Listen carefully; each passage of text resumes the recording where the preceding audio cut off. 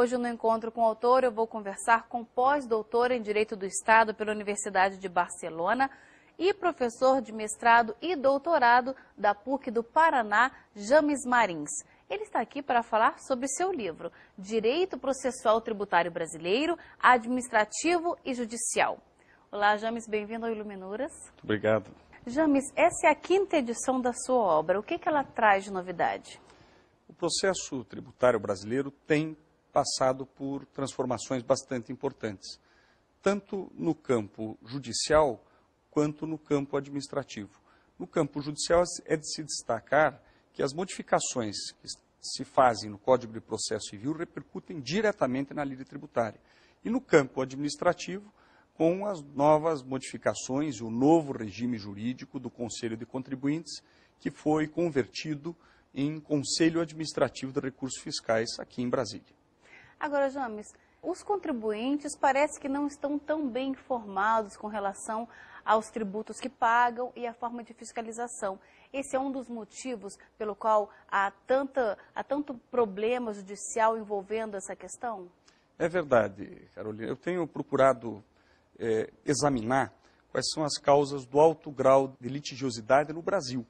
Então, é claro que é importante nós termos um processo que seja adequado para essas lides, mas é preciso também nos preocuparmos com a razão deste alto grau de litigiosidade.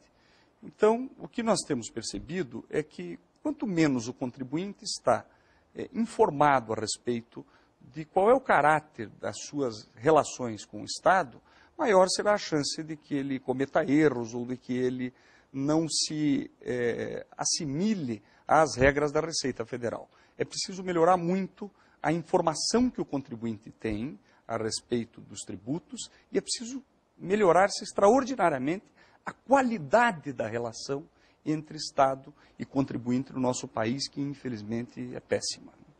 Agora, James, onde é que estão inseridos esses tributos que muitos consumidores não veem? Este é exatamente o problema da falta de percepção dos consumidores e dos contribuintes, e, portanto, dos consumidores, cidadãos contribuintes, que não percebem que esses tributos estão embutidos no preço dos seus produtos de consumo do seu dia a dia, de vestuário, de alimentação, de higiene, os produtos mais básicos incorporam uma cadeia de incidências tributárias que repercutem nas camadas sociais mais baixas a um nível de 54% da renda do cidadão de até 2 salários mínimos.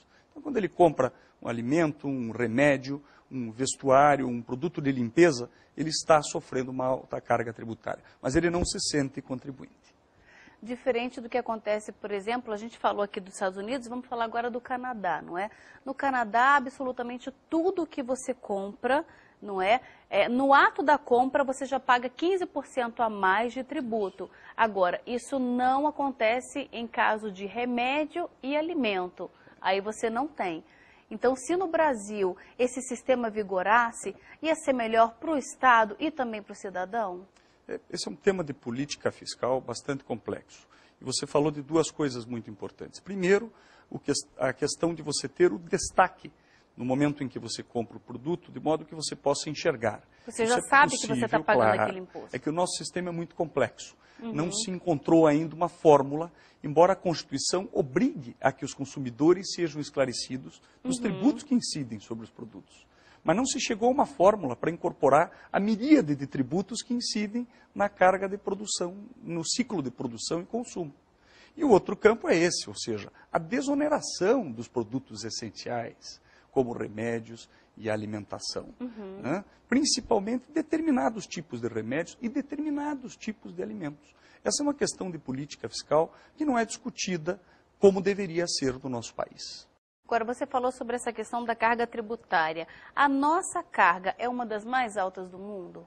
É uma carga tributária que está estabelecida dentro de padrões hoje europeus de tributação, com estados sociais bastante fortes, como no caso da França, da Alemanha ou mesmo da Espanha.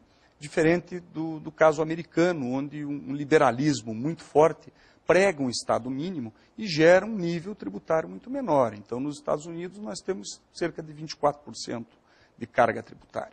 A diferença é que os Estados Unidos, por exemplo, não tem um sistema único de saúde, né, que é custeado, na verdade, pelos tributos. Então, esta percepção também é uma percepção que nós temos. Os contribuintes mais pobres, por exemplo, aqueles que ganham até 2 salários mínimos, não percebem, como denunciou um estudo do IPEA, com base em dados do IBGE, que eles pagam 54% da sua pequena renda familiar, de até 2 salários mínimos, em tributos indiretos, ou seja, estão dentro do nível de isenção do imposto sobre a renda, mas pagam 54% de carga indireta. Qual é o contribuinte que sabe disso? James, eu gostaria de conversar também sobre essa questão da fiscalização eletrônica, um dos pontos fortes da sua obra, mas a gente pode falar sobre isso no próximo bloco? Sem dúvida. O Iluminuras vai para um pequeno intervalo e volta daqui a pouco. Até já. Voltamos com Iluminuras. Hoje no encontro com o autor eu estou conversando com o pós-doutor em Direito do Estado pela Universidade de Barcelona e professor de mestrado e doutorado da PUC do Paraná, James Marins.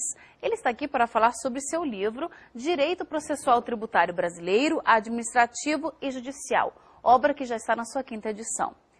James, um outro ponto forte da sua obra diz respeito à questão da fiscalização eletrônica.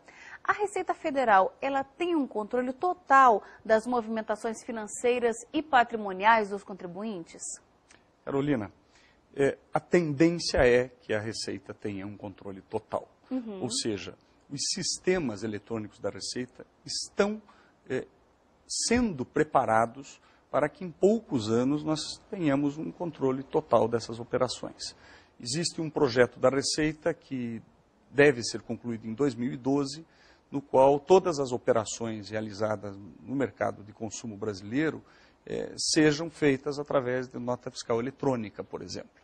Assim como hoje, muitas das informações referentes às transações financeiras ou patrimoniais dos contribuintes já são recebidas pela Receita Federal através de meios eletrônicos.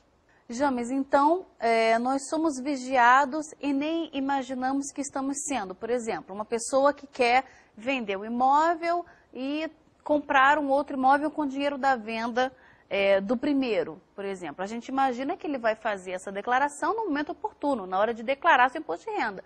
Quer dizer, então, que a Receita já sabe disso no momento da compra? É verdade, Carolina. Quando a Receita Federal recebe essas informações, ela recebe através de diversos tipos distintos de instituições públicas ou privadas.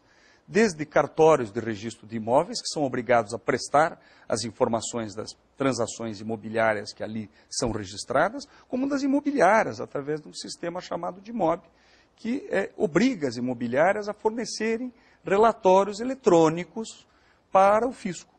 E a Receita Federal processa essas informações em um supercomputador que é carinhosamente apelidado de Tiranossauro Rex.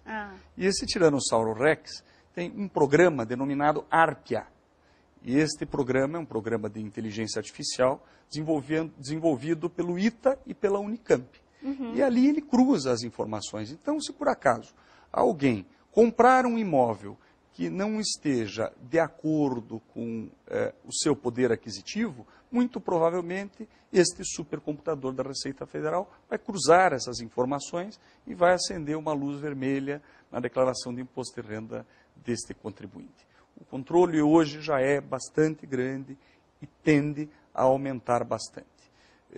Hoje praticamente não existe mais sigilo bancário, né? Que é um tema um pouco diferente da questão do sigilo fiscal, que agora, inclusive, sofreu uma nova regulamentação diante das possibilidades evidentes de abuso, sobretudo em época de eleições. Agora, James, a Receita nos vigia bastante. Agora, nós não sabemos onde todo esse dinheiro arrecadado vai parar, não é verdade?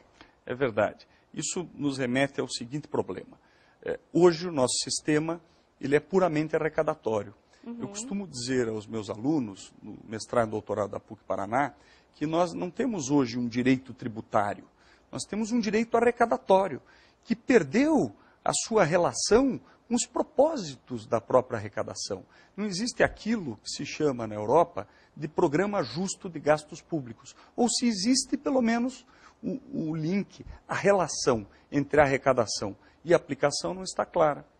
Então, do meu ponto de vista, para que você possa ter uma arrecadação que sirva melhor ao contribuinte, para que você possa ter um direito tributário que amplie esses horizontes, você precisaria saber se o sistema tributário está direcionado para a solução dos grandes problemas do nosso país.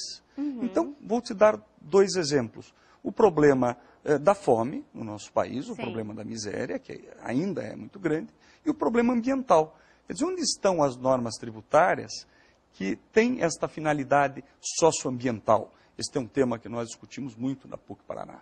Onde está esta relação entre a tributação e o desafio socioambiental da contemporaneidade? Não está, não existe, não está na legislação, porque a legislação é puramente arrecadatória. Entendo. Então o contribuinte não tem como enxergar se há uma ligação entre o que se arrecada e o que se aplica, porque o sistema não é construído para isso. Ele é construído puramente para arrecadar.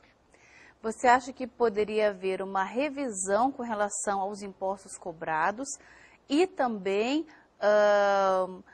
transformar essa arrecadação numa coisa mais concreta, numa coisa que realmente fosse efetiva para melhorar a vida dos cidadãos, para melhorar a condição do país? Sem dúvida. Nós precisamos estabelecer, Carolina, novos paradigmas. Nós, digamos assim, aceitamos com muita facilidade um sistema puramente arrecadatório. E fortemente arrecadatório, fortemente preparado, com sistemas eletrônicos muito fortes, um controle muito grande das atividades dos cidadãos, sem que ninguém indague como é que você reescreve este sistema para atender às nossas verdadeiras necessidades. Esta reforma tributária que está aí não atende a isso. Enquanto o mundo inteiro está usando o seu sistema tributário para a efetiva redução das desigualdades e para a efetiva redução do problema gravíssimo das mudanças climáticas, por exemplo, não se fala disso no nosso país. O Brasil já deveria ter maturidade suficiente para enfrentar a sua questão tributária a partir de paradigmas mais elevados e não o paradigma meramente arrecadatório, que é o que nós enxergamos nos projetos governamentais. James, olha, muito obrigada pela sua presença e parabéns pela obra. Bom, muito obrigado. Eu que agradeço a oportunidade de estar aqui nesse programa. Obrigada. E agora você vai saber quais são as novidades, quais são os livros jurídicos que acabaram de chegar às livrarias.